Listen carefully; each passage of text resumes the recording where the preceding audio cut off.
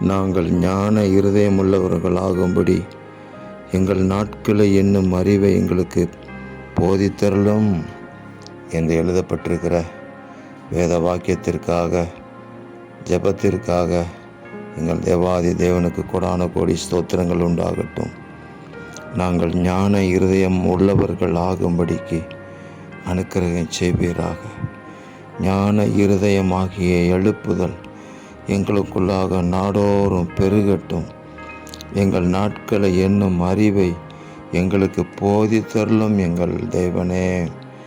நாங்கள் ஒவ்வொரு நாளும் செய்ய வேண்டிய காரியங்கள், யோசிக்க வேண்டிய காரியங்கள் எல்லாவற்றிலும் உங்களுடைய போதனை எங்களுக்கு கிடைப்பதாக.